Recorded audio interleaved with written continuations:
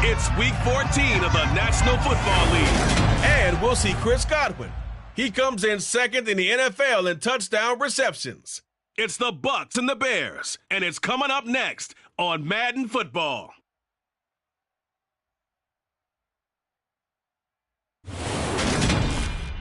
DA Sports coverage of the NFL has us on the west coast of the Sunshine State. Downtown Tampa's the spot, Raymond James Stadium. Today, it's a Week 14 matchup that should be a good one between the Chicago Bears and the Tampa Bay Buccaneers.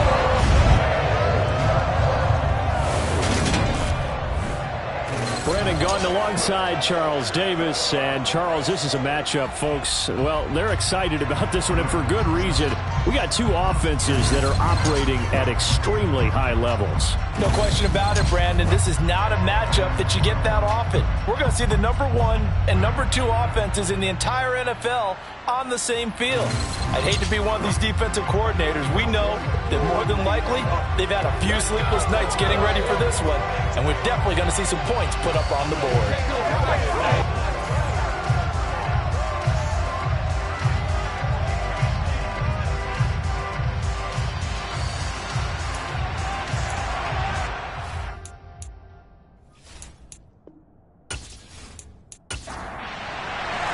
Two teams trying to stake their claim to postseason football. Week 14 of the NFL is underway. This fielded right at the goal line. And he will make it to the 20-yard line and no further. So out come the Bucs now for their first drive. And they are led out there by their mobile quarterback. And he's had a great season so far throwing the football. Very likely could go over 4,000 yards with a good performance here. And even in an age of passing first, that is no small accomplishment.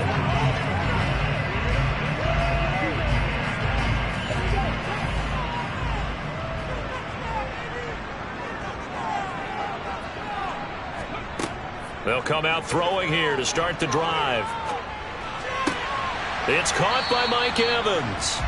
And he's upended after a gain of 4 up to the 25-yard line. 2nd and 6. Out route, and the ball is caught by Godwin. And he takes us beyond the 35 before going out of bounds. First catch so far for the man who led the NFL coming into the weekend. He's got a first down.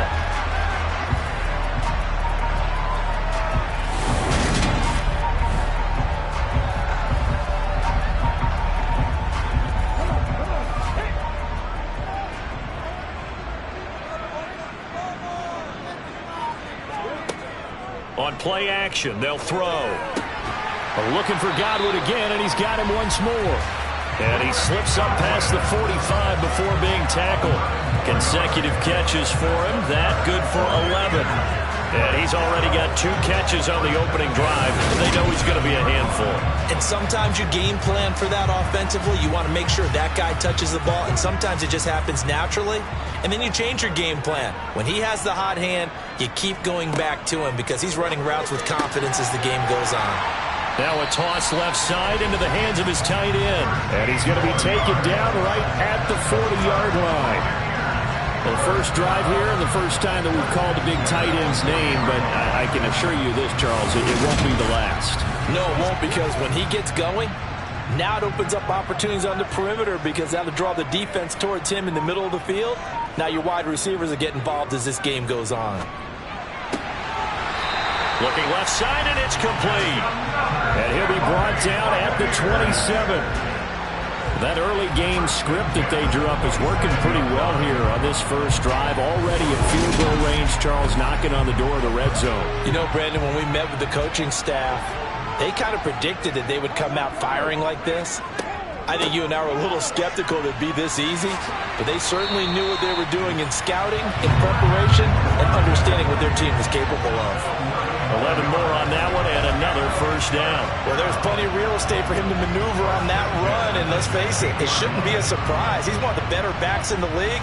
Had to come into this game with the idea, slow him down, otherwise it's going to be a long afternoon. So the ball down to the 16 here for 1st and 10.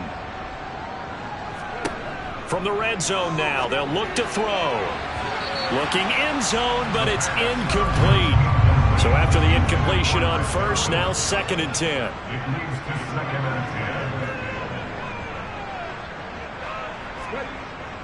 Here's a play fake as they set up to throw. And he comes back with one complete. Play number 9 now on this pretty long opening drive. But this is 3rd down. From the shotgun, he'll look to throw. To the end zone, but it's incomplete.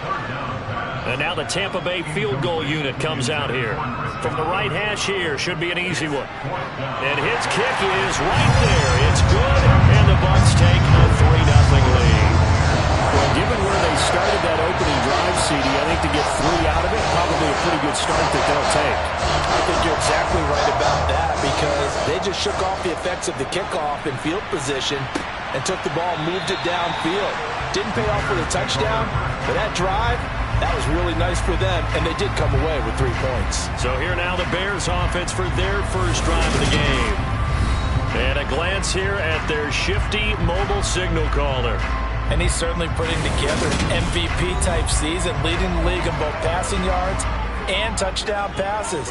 There have not been too many defenses that have been able to stop him or even slow him down. So he's got his sights set on another big game right here.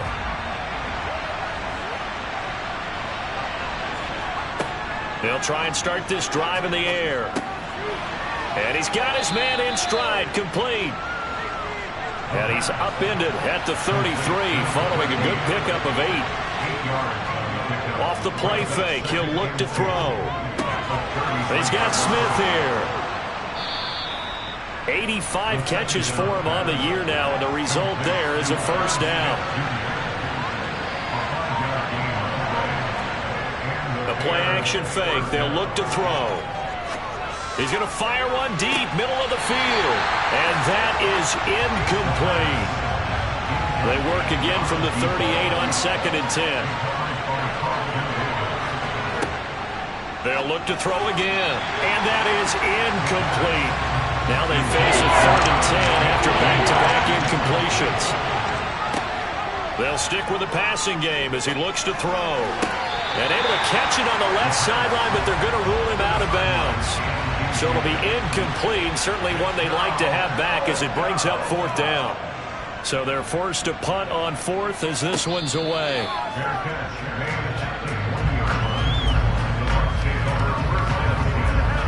With the Bucs offense making their way back out on the field, let's take a look at the playoff picture, Charles, coming into the weekend in the NFC. And for the moment, they're sitting pretty in possession of that number 2 seed. But as we know it often happens, this is all still subject to change. You're so right about that. But even though the math isn't there yet, I think it's going to take new math for them not to make the playoffs. They're almost certainly going to be in the tournament and certainly going to be a dangerous team if you have to play against them. On 2nd down, here's Fournette. Takes this to the 27, give him 4 yards. In search of 4 yards here to pick up the first down. Out of the gun, they'll look to throw. And it's going to be incomplete. He was able to catch it there on the right sideline, but out of bounds, says the line judge. And it's going to bring up 4th down. Here comes the Buccaneers punter now, as he's on to punt for the first time this afternoon. And taken right on the 30.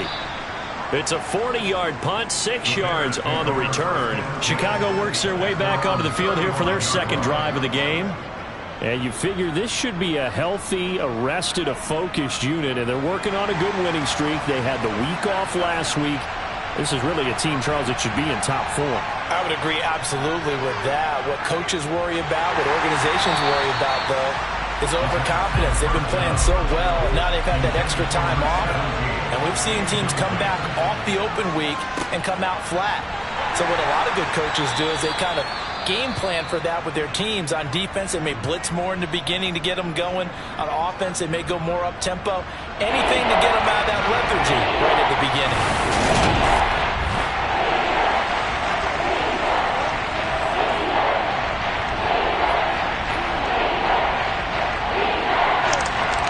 With an extra defender now in the secondary here on third down. Back to throw. Throwing left side, it's complete. And he'll take this to the other side of midfield before going out of bounds. It's his first catch, and it'll be good for 15 and a first down. That was a really nice job there, stretching zone coverage by running that route deep enough before breaking it back towards the sideline and being open. And a precise throw for the reception of the first.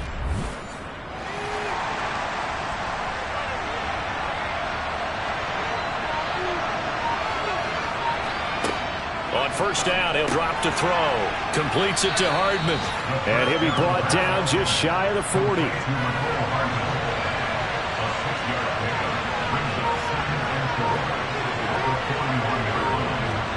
Second and 4. Locates Hardman for another catch. And they're going to work this down to about the 32-yard line. We've seen quite a bit of the short passing game here early on first quarter, haven't we? We have, and I think it works a couple of ways for this team because, number one, you throw the short game until they stop it. And if they're not going to stop it, you keep throwing it, and occasionally you'll break a tackle and turn it into a bigger gain. Also, if they start to creep up, start to pressure receivers, now you go over the top, take it deep, and now you get some of those big shots downfield. Back to throw again. Over the middle, complete. It's Smith. And he's going to get this down near the 25.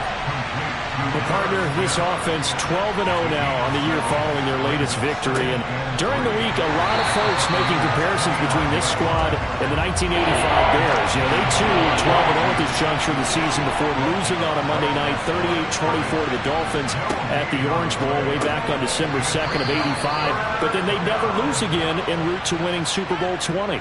And when you look back on it, partner, didn't it almost feel like a setup game? Because they were playing the Dolphins, and the Dolphins were protecting their franchise's undefeated season of 1972, that team. And you know what that team does. They love to celebrate the fact that they still are the only one to get through an entire NFL season that way. That was Dan Marino's third year, playing under the great Don Shula, and they were motivated to keep that franchise's record intact. A rare misstep on that last play because the drive has been strong, but now it's 2nd and 12. And they're knocking on the door now as a good run there going to take this to about the 10-yard line. A gain of 13. It's a first down. The first drive this unit had, they punted. This drive, much more polished, just looking crisper, aren't they, moving the ball? Maybe the first drive was a little bit of a wake-up call. Probably a little bit angry that they had to punt the ball away the first time they had it. Got motivated, got to the sideline, said, okay, let's not let that happen here as we take over again. So not quite a first and goal. It's 1st and 10 from the 10. Here's a give up the middle. 5 yards is the tally on first down. That brings up 2nd and 5. And they'll give him another shot here on the ground. A good display of power, but ultimately it gets him just inside the 5 to the 4 and no further. Now they'll throw here out of the gun. Got his tight end. That's complete. That's Smith.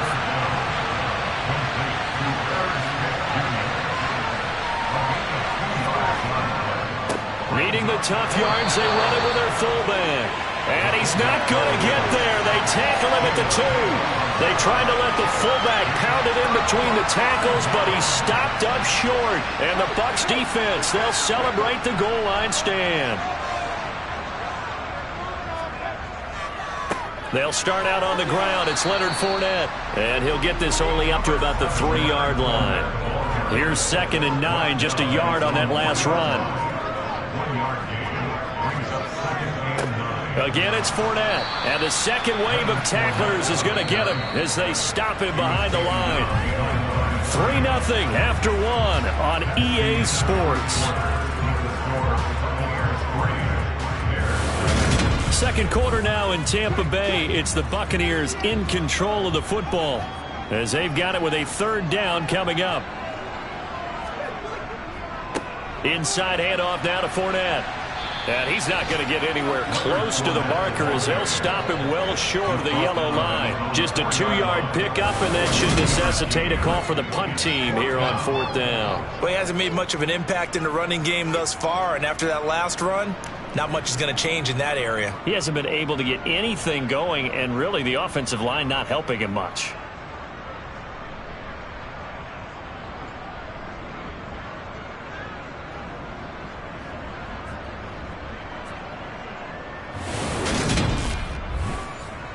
Here comes the Buccaneers punter now as he's on to kick it away. And he's able to get it out of there. Taking a couple yards shy of midfield. It'll be a 40-yard punt, 8 on the return. And it'll be a short field for the Bears as they take over 1st and 10. Here's the Chicago offense coming back out onto the field. And really, it's worth talking a little more about the stakes of this game. Currently, these are the top 2 seeds in the NFC. I think they're the 2 best teams. Would you agree? I think you can definitely make the case that they are, and I like where you're going with that. I do know that we've seen a couple of other teams along the way that would say, hey, don't forget about us. But your premise, I think, could be spot on. These could easily be the top 2 teams in the NFC. The Bears on 3rd down. They've hit 2 for 4 thus far. This will be 3rd and 5. Now a shotgun snap as they'll look to throw. He rifles one that's intercepted. Carlton Davis picks it. And the Bears are going to get the football back at their own 17. How big is that penalty? Wipe out the INT. You'd hate to be the teammate that caused that penalty and wiped out the interception. You got to face that guy in the locker room. Not a lot of fun for you, and you hurt your squad. Now left side on the swing pass. They'll get him to the ground at the 20 following a pickup of 4. 2 minutes gone by, 2nd quarter. They'll look to throw. This pass going to be caught by Hardman. And they've got this down to about the 12-yard line. That catch for his career is number 589, so 11 away from 600, but it also right now ties him with Hall of Famer Fred Biletnikoff. I remember Fred Biletnikoff because of the way he went about his business in catching the football. And we're seeing something similar here. Someone who runs precise routes, has excellent hands, and knows how to get the ball to the end zone.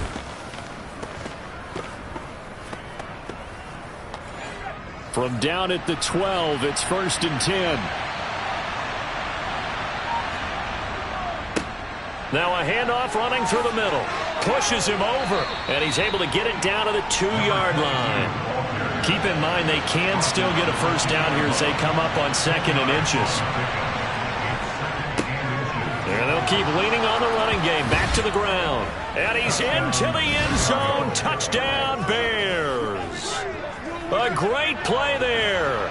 With his 17th rushing touchdown on the year. And the Bears have moved out in front.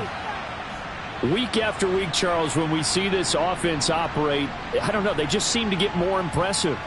They certainly do, and let's face it, it's no surprise they're the best in the NFL in scoring. This team designs things well and executes even better. And here, it only takes a few snaps before they're in the end zone.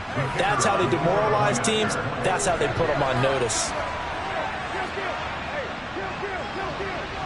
Point after, right down the middle. And that makes it a 7-3 lead. So that drive, 4 plays. And it's culminated by a 2-yard touchdown run.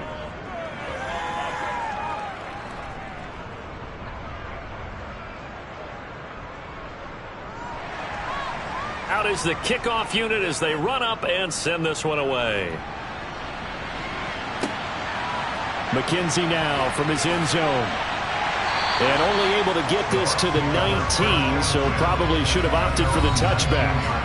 Leonard Fournette and the rest of the Bucs offense set to take over once more. And he's sure looking like a lock for a 1,000-yard season. Don't know if he's going to get it in this game, but he'd probably like to just to get past that point. Yeah, and if he doesn't, as you noted, there's still time, still opportunity. There's still more games to be played. So, yeah, it's not a lock, but barring injury, it certainly looks like he's going to get there. And what an accomplishment that is. Anytime you get over 1,000 yards, you're celebrated in the NFL. It's been quite a season. Still a couple chapters left in that book, though.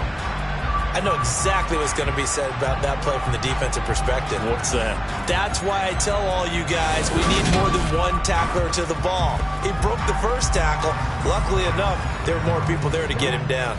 From all the way up at the 38 now after a good start to the drive.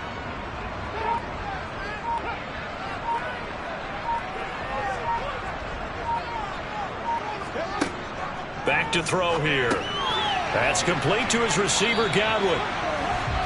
That's good. The completion there for 7 yards, and it'll be second down. So, Charles, this defense, they definitely know that they've got their hands full here, going up against a group that has won 7 straight. What's the key for them in this ball game? Well, we asked their defensive coordinator that very question, and the response was, we have the mindset that they actually have to react to us, not the other way around. So it sounds to me like the plan is to do the attacking and not wait to see what they present to them. Now on first down, he'll drop to throw it. And a catch right side by Evans.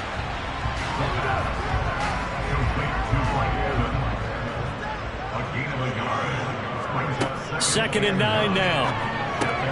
He'll check this one off to Fournette. It'll be a gain of just a yard, and 3rd and 8 now. They'll be in search of 8 yards here as they hope to convert the first down. From the midfield stripe, they'll look to throw. Delivering a pass here to Evans on the out route. And he's got this down a yard or 2 shy of the 40 before he's out of bounds. That'll go for a gain of 7, and it'll be 4th down. And just to put everyone on notice, that is his 1,199th catch. So the next one, that'll be 1,200 for his career.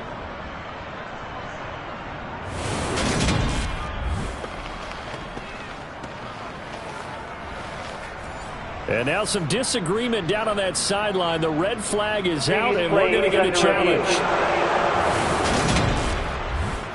Did he keep those feet in bounds? That's the question they've got to decide. And I got to say, watching it in real time, it was awfully close. Yeah, it certainly looked like a heck of a catch because he didn't appear to bobble it, which could complicate things. But even with the benefit of replay, that's pretty tight. Well, here's the call. So the challenge there does not go their way. This will indeed remain a completed pass. And he's been a busy man here in this first half as he gets it away.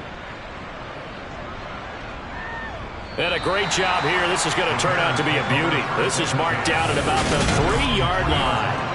That punt was near perfection as it checked up inside the 5-yard line. You never know where these things are going to go, do you? No, what was it? You got a John Heisman quote about that, yeah, right? He said the football is roughly a prolate spheroid, which means it's going to bounce funny, and you never know where it's going to end up.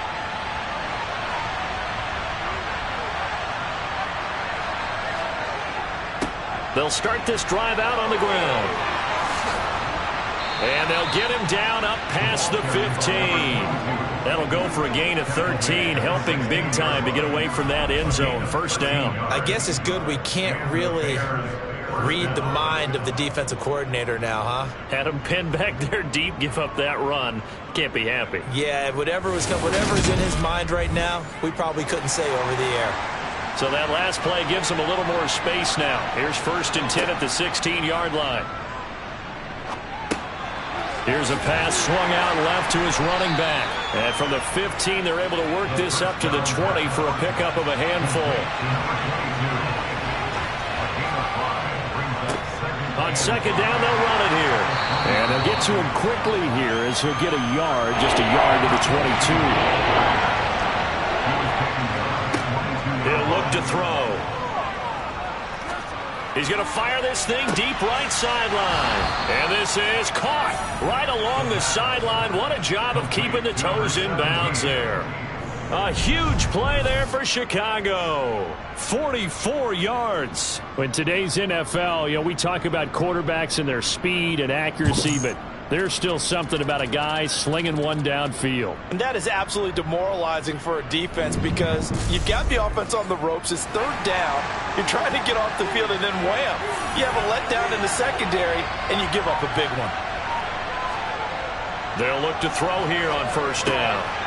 Over the middle, it's complete. And he'll be brought down at about the 23-yard line. A lot of tight ends just use their size and their strength, try to occupy some space and kind of body people away and catch the football. But not this guy. He's a refined route runner. Makes me wonder if he took some dance classes in his background with his footwork.